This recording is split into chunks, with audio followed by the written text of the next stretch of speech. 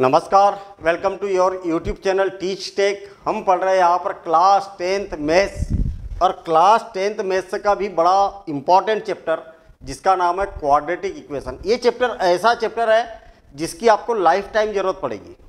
Life time मतलब जैसे अगर आप बोलेंगे कि सर हमारा तो बैकग्राउंड मतलब हमें तो मैथ्स से थोड़ा दूर हटके चलना है, हमें और कुछ सोचना है, कॉमर्स सोचना है या ऐसा कोई भी सब्जेक्ट लो आप 11th-12th में, लेकिन क्वाड्रेटिक इक्वेशन ऐसा है फिर भी आपको जरूरत पड़ेगी।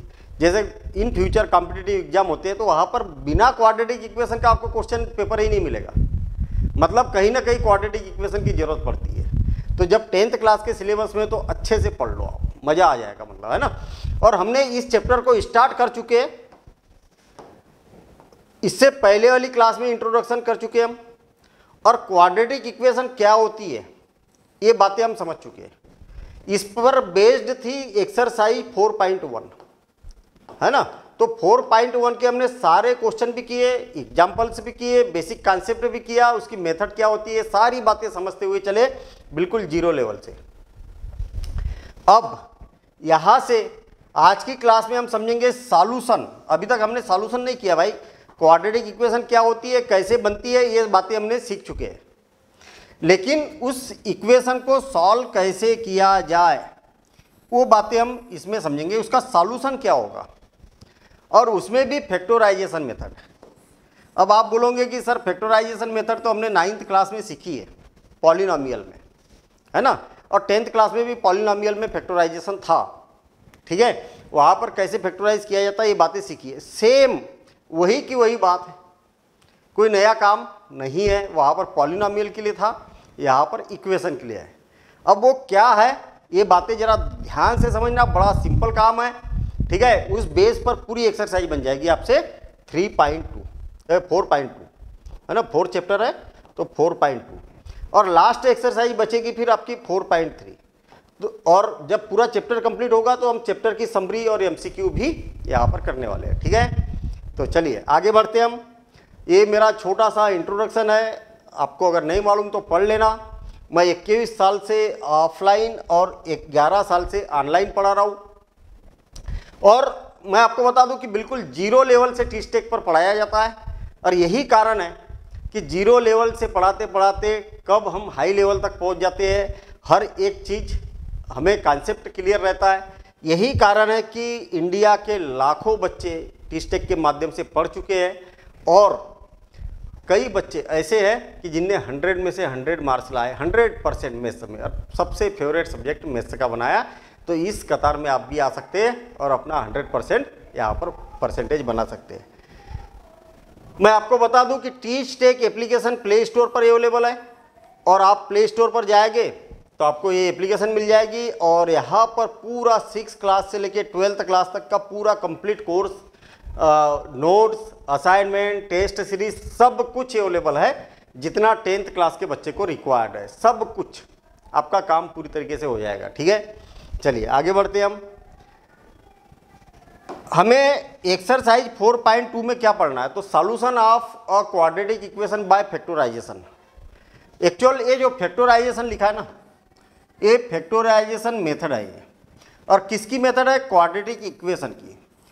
आपके मन में एक बात जरूर आएगी यहाँ पर कि सर यही वाली मेथड पॉलिनोमियल में भी यूज़ की जाती थी और यही मेथड फैक्टराइजेशन में भी यूज़ की जा रही है, बिल्कुल सही है, ठीक है। लेकिन थोड़ी सी बात को एक एग्जाम्पल के द्वारा समझते तो सारी बातें क्रिस्टल क्लियर हो जाएगी। मेरे पास में एक पॉलिनोमियल है x² + 3x या -3x और +2, एक पॉलिनोमियल है। और सेम यही वाला एग्जाम्पल लेके चलता हूं मैं कि ये क्या क्वाड्रेटिक इक्वेशन है, ये क्वाड्रेटिक पॉलिनोमियल है या क्वाड्रेटिक इक्वेशन है, अभी नहीं बना। ये पॉलिनोमियल को हम रिप्रेजेंट करते हैं P(x) से, अभी भी ये भी पॉलिनोमियल ही है।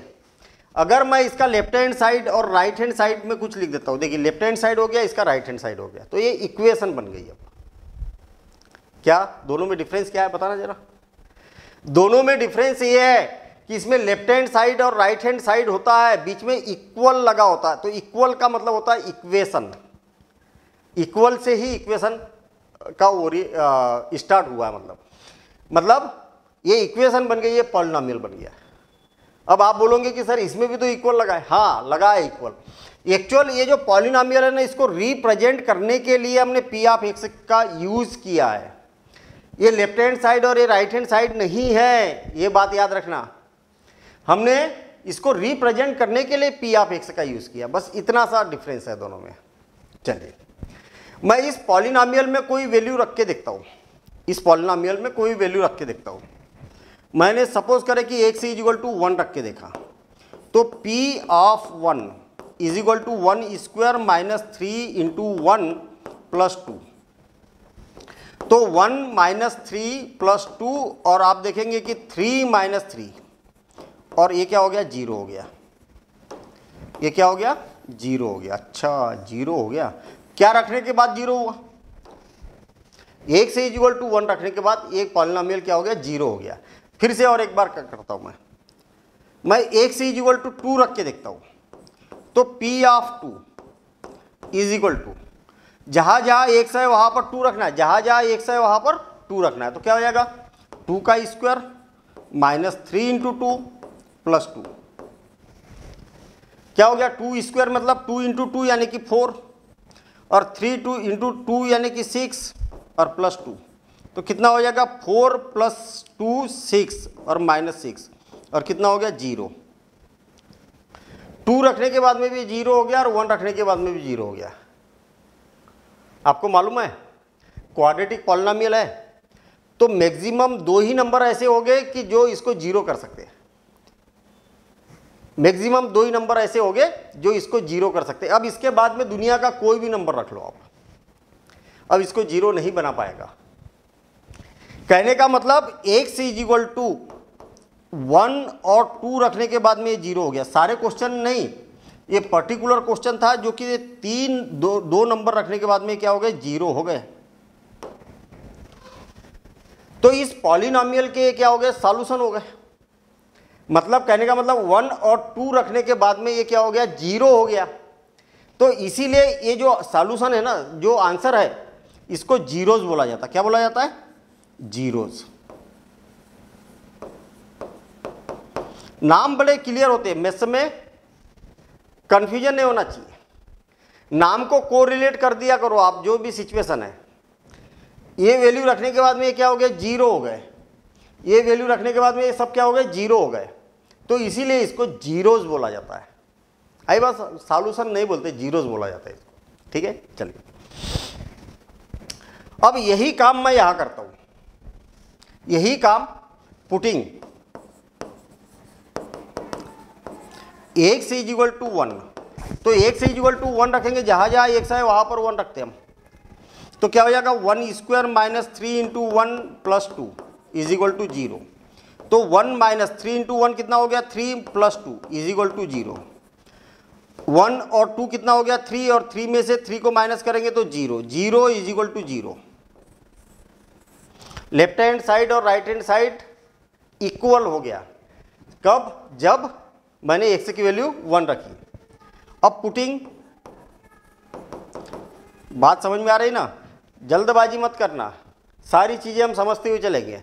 थोड़ा सा टाइम लगेगा अच्छा बेस बनाने के लिए, ठीक है ना। तो जल्दबाजी नहीं करना। Putting x is equal to 2, तो जहाँ जहाँ x है वहाँ पर 2 रखो। तो 2 का स्क्वायर माइनस 3x तो 3 into 2 plus 2 is equal to 0। ये हो गया 4 minus 6 plus 2 is equal to 0। 4 और 2 कितना हो गया, 6, और 6 में से 6 को माइनस करेंगे तो ये भी 0 हो गया। 0 इज इक्वल टू 0। मतलब लेफ्ट हैंड साइड और राइट हैंड साइड दोनों की वैल्यू क्या हो गई, सेम हो गई। कहने का मतलब ये हुआ कि जब हमने x की वैल्यू 1 और 2 रखी तो ये सेटिस्फाई कर गया, किया ना सेटिस्फाई। हाँ, ये क्या हुआ, सेटिस्फाई कर गया।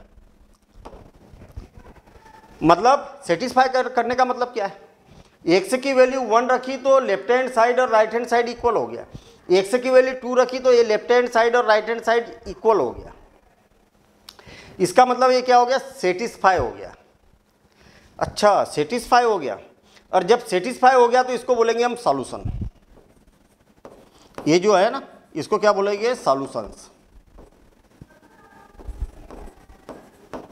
ये इसका सॉल्यूशन है, और इसको रूट्स भी बोला जाता है। क्या बोला जाता है? रूट्स। तो कितने रूट्स आएंगे भाई? जितनी इसकी डिग्री है, मतलब क्वाड्रेटिक है तो मैक्सिमम 2 रूट आएंगे, या 2 से कम भी हो सकते हैं। मैक्सिमम 2 आएंगे, 2 से ज़्यादा नहीं हो सकते। कोई भी अब इसके बाद ऐसी वैल्यू, 2 तो मिल गई ना, कोई ऐसी वैल्यू नहीं है कि जो आप x की जगह रखोगे और वो सेटिस्फाई कर जाएगा लेफ्ट हैंड साइड और राइट हैंड साइड। नहीं तो रख के देखना आप। मैंने 3 रखा तो 3 3 जा 9, 9 और 2 कितना हो गया? 11, 11, और यहाँ पर भी 3 रखा तो -9, तो 2 इज इक्वल टू 0। आ ही नहीं रहा, सेटिस्फाई नहीं हो रहा। 2 ही वैल्यू सेटिस्फाई करेगी मैक्सिमम, ठीक है। तो पॉलिनोमियल में और क्वाड्रेटिक इक्वेशन में डिफरेंस समझ में आ गया कि नहीं? इसमें इसको जीरोज बोला जाता है, इसमें इसको रूट से बोला जाता है, तो कंफ्यूजन नहीं होना चाहिए। पॉलिनोमियल में लेफ्ट हैंड साइड और राइट हैंड साइड नहीं होता है, मतलब इक्वल का साइन नहीं होता है इसमें। तो आप बोलोगे ये इक्वल है, नहीं, इसको रिप्रेजेंट करने के लिए हम इसका यूज किया है ना। और यहां पर एक्चुअल इक्वल है, ये लेफ्ट हैंड साइड है और ये राइट हैंड साइड है, ठीक है।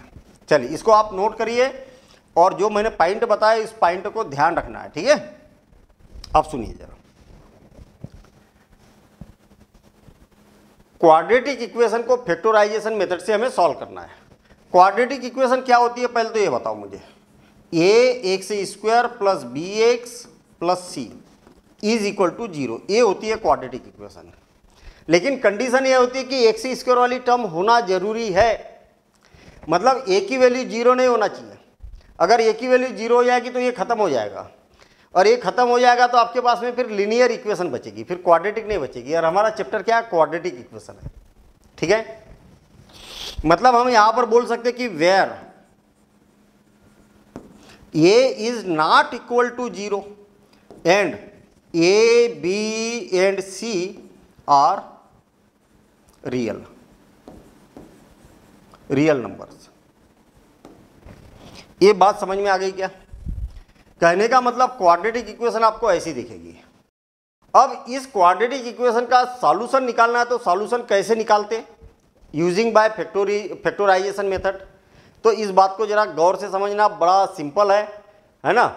बड़ा मैं सिंपल सा एग्जांपल ले रहा हूं।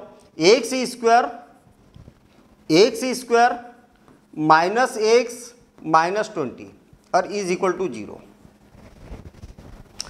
पहली बात तो क्वाड्रेटिक इक्वेशन है क्या? हाँ है। अरे भाई क्वेश्चन ही क्वाड्रेटिक चैप्टर पढ़ रहे तो क्वाड्रेटिक इक्वेशन का क्वेश्चन दिया जाएगा आपको।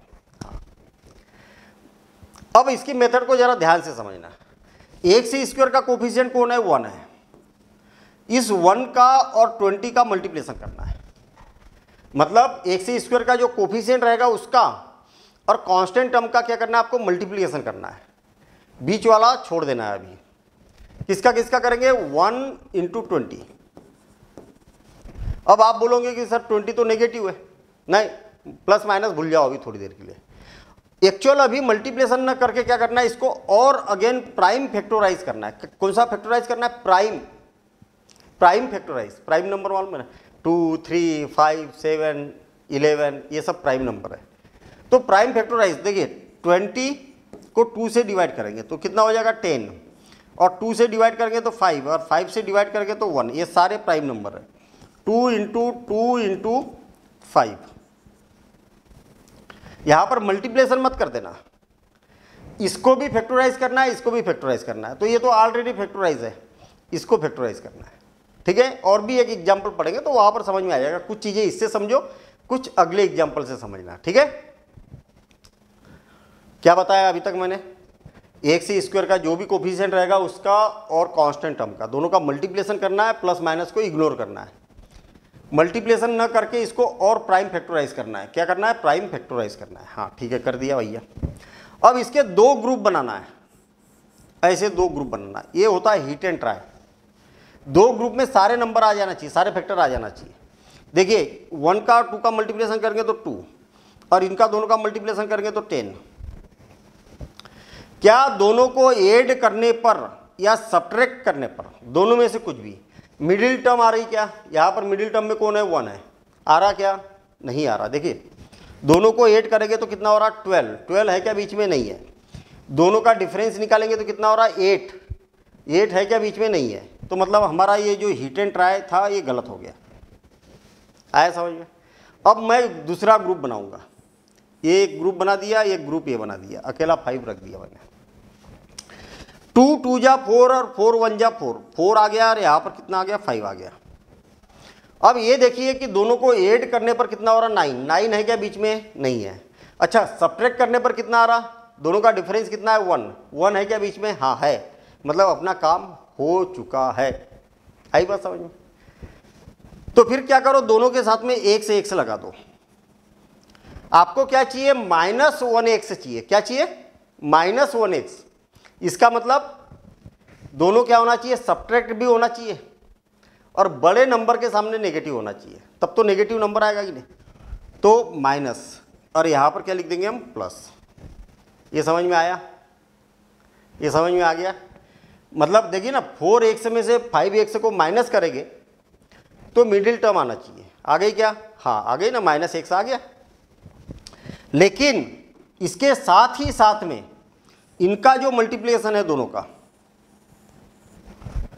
का जो मल्टीप्लिकेशन है, दोनों का मल्टीप्लिकेशन करके देखो, प्लस और इंटू माइनस क्या हो गया? -4 × 5 20 और x²। इसके और इसके मल्टीप्लिकेशन के बराबर होना चाहिए। किसके किसके? इसके और इसके मल्टीप्लिकेशन के बराबर होना चाहिए। हो रहा क्या? ये थोड़ा सा चेक कर लिया करो। ये भी -20x² हो रहा और ये भी -20x²। हाँ हो गया, मतलब ये अपना सही है, इसमें कोई दिक्कत नहीं है। ठीक, चलिए अब देखिए लिखने का तरीका। इसको जैसे के वैसे लिख दो, इसमें कोई चेंज नहीं। -20 भी जैसे के वैसे लिख दो, इसमें कोई चेंज नहीं, = 0, पूरा जैसे के वैसे लिखा। मिडिल टर्म को छोड़ दिया हमने, और जो मिडिल टर्म को छोड़ा उसके जगह पे ये लिखना है आपको। आई बात समझ में?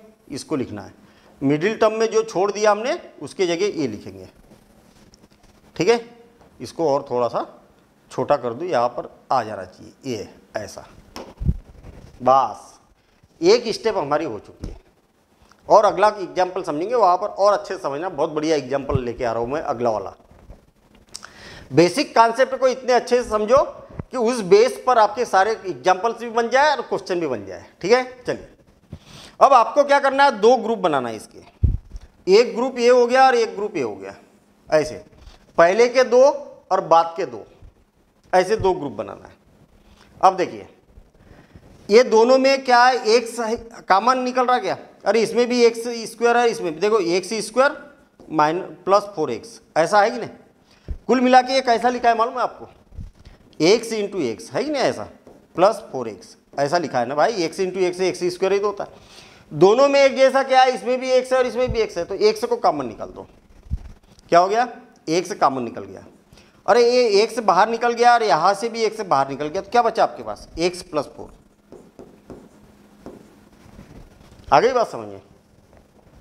अब देखना यहां पर क्या है? -5x और -20, दोनों में एक जैसा क्या है? तो दोनों में माइनस माइनस है। हाँ, और क्या है? -5x और माइनस, इसको 4 × 5 लिख सकता हूं ना मैं भाई। ये चीज इसमें भी है और इसमें भी है। 4 × 5 20 तो होता है। हाँ, इसमें भी माइनस है और इसमें भी माइनस है, तो माइनस को बाहर निकाल दो। इसमें भी 5 है, इसमें भी 5 है, तो 5 को बाहर निकाल दो। तो क्या बच गया आपके पास? ये माइनस बाहर निकल गया, तो यहाँ पर प्लस बचा। कुछ नहीं बचा, मतलब प्लस बचा है ना? तो क्या बच गया? x + 4 और = 0। अब सुनिए, अगर ऐसी सिचुएशन बने कि यहाँ का और यहाँ की वैल्यू, ये फैक्टर्स जो है ना, ये और ये अगर एक जैसा है तो ही आपका क्वेश्चन सही है। अगर यहाँ कुछ आ रहा और यहाँ और कुछ आ रहा तो आपका क्वेश्चन यहीं पर गलत हो गया। ये बात याद रखना, ठीक है? मतलब हमेशा एक जैसा ही आना चाहिए। तो x + 4 इसमें भी है, x + 4 इसमें भी है, तो x + 4 को बाहर निकाल दो, कॉमन निकाल दो। तो क्या बच गया भाई? x + 4 बाहर निकल गया, तो यहाँ पर ओनली x बच गया, और x + 4 बाहर निकल गया तो -5 बच गया, और = 0। अब आपको क्या करना है? 0 प्रोडक्ट रूल लगाना है। मतलब ये दोनों का कैसे है? मल्टीप्लिकेशन में है, तो या तो इसकी वैल्यू 0 होगी या तो इसकी वैल्यू 0 होगी। ये बात याद रखना, एंड नहीं होता है और होता है। मतलब x + 4 is equal to zero, अरे इसके इक्वल टू भी जीरो, इसके इक्वल टू भी जीरो, मतलब और लगेगा इसमें, x minus 5 is equal to zero. या तो इसकी वैल्यू जीरो होगी या तो इसकी वैल्यू जीरो होगी, दोनों में से कोई एक होगा। तो ये 4 जब उधर जाएगा तो क्या हो जाएगा, x is equal to -4, x is equal to -4, और ये 5 उधर जाएगा तो x इज इक्वल टू -5 उधर जाएगा तो +5 हो जाएगा। आगे बात समझ में। और ये हो गए हमारे आंसर मतलब इस आंसर को आप बोल सकते हैं roots of the given equation या solution of the given equation. Roots बोलो या सॉल्यूशन बोलो, जीरोज मत बोल देना। इक्वेशन में रूट्स होते हैं, जीरोज नहीं होते हैं, क्योंकि ये इसको जीरो थोड़ी करता है, ये क्या करता है, इसको सेटिस्फाई करता है। आई बात समझ में, सेटिस्फाई करता है, इसलिए इसको सॉल्यूशन भी बोला जाता है और रूट्स भी बोला जाता है। ठीक है ना। चलिए आप नोट कर लीजिए, एक बहुत बढ़िया मैंने एग्जाम्पल दिया है यहाँ पर, है ना। एक एग्जाम्पल, अच्छा एग्जाम्पल था ये, और इससे और बेहतर एग्जाम्पल मैं आपको दे रहा हूँ। और दोनों चीज़ों को, दोनों एग्जाम्पल को आपको नोट करना है, इसकी प्रैक्टिस करना है, फिर उसके बाद आगे बढ़ना है। ठीक।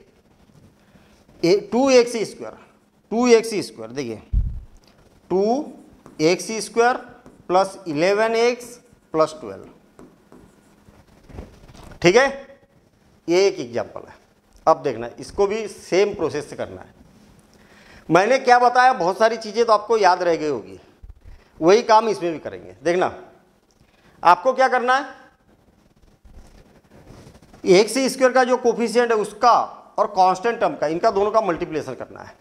2 × 12 एक्चुअल मल्टीप्लिकेशन मत कर देना, इसके और प्राइम फैक्टराइज करना है। तो 2 तो प्राइम नंबर है, इसलिए जैसे कि वैसे रखो। 12 जो है ना, उसको क्या लिख सकते हैं, 2 × 2 × 3 लिख सकते हैं। हाँ, बहुत बढ़िया, सही है। हाँ, हमने प्राइम फैक्टराइज कर दिया।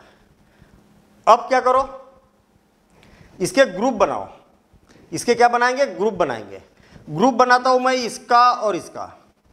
तो 2 × 2 = 4 और 3 × 2 = 6।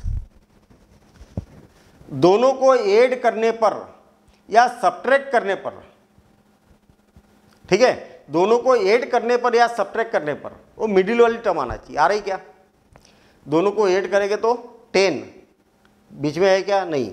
सब्ट्रैक्ट करेंगे, दोनों का डिफरेंस निकालेंगे तो 2, बीच में है क्या, नहीं है। बीच में तो 11 है, बीच वाली टर्म आना चाहिए।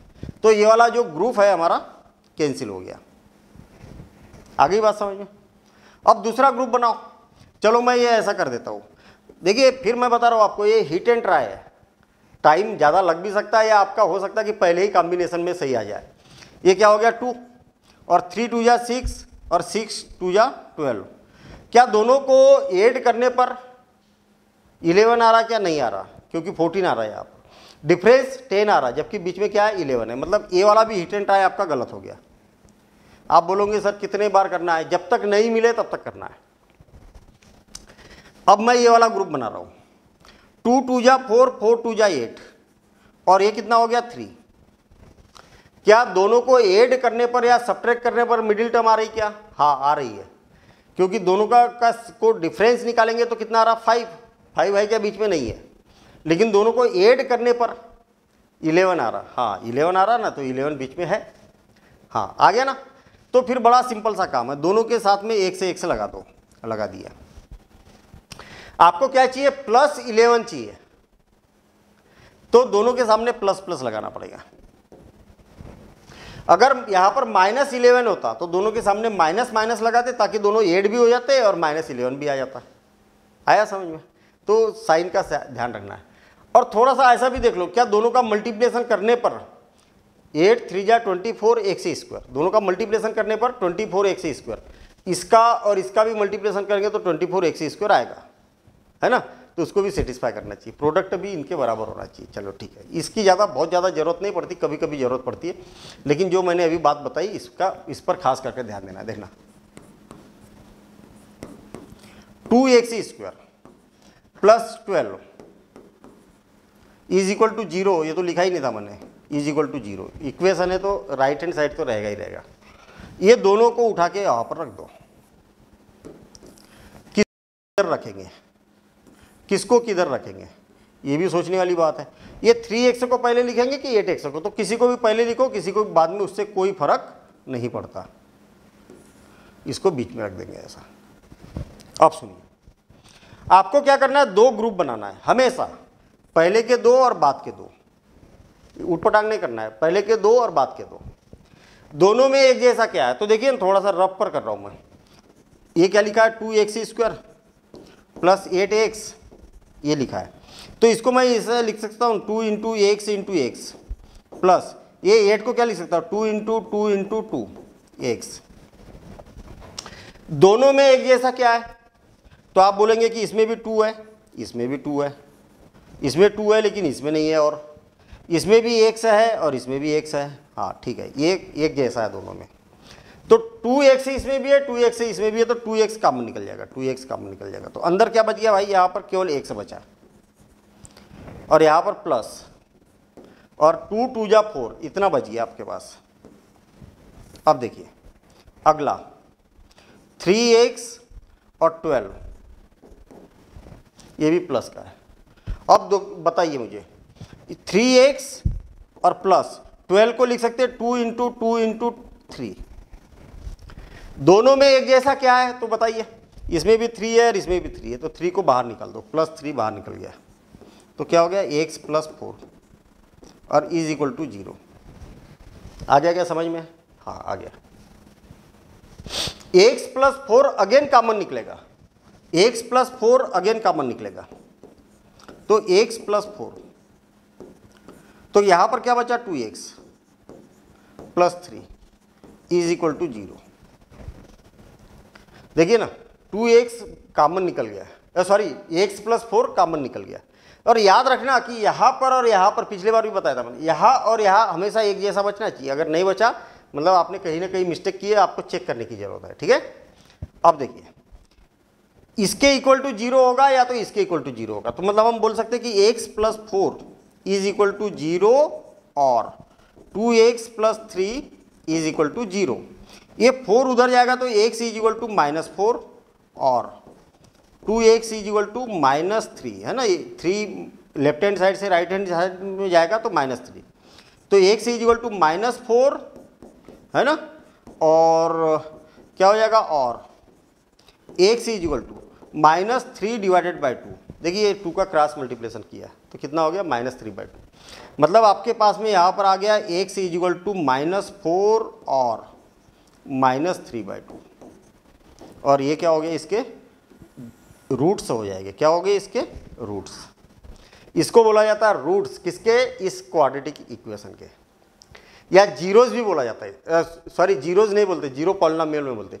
इसको क्या बोल सकते हैं, रूट्स या इसके सॉल्यूशन, ठीक है। याद रखना ये बात, पॉलिनोमियल में जीरोज बोला जाता है, तो जीरोज को तो भूल जाओ अभी इस चैप्टर के लिए, ठीक है। चलिए, तो मेरे ख्याल से बातें समझ में आ गई होगी, है ना। आप थोड़ी सी एक बार प्रैक्टिस करना, ये दोनों क्वेश्चन की प्रैक्टिस करना। मैंने एग्जाम्पल बनाए थे, है ना, खुद के बने वाले एग्जाम्पल है, और ये इसके आंसर है, ठीक। अब इसके बाद हम इसके क्वेश्चंस करेंगे, डायरेक्ट आपके बुक के क्वेश्चन, है ना, एनसीईआरटी के क्वेश्चन, तो नेक्स्ट क्लास में करेंगे। तो अगली क्लास मिस मत करना, अगली क्लास में हम इसके प्रॉपर तरीके से क्वेश्चन सॉल्व करने वाले हैं। मिलेंगे हम अगले वीडियो में। Thank you, all the best.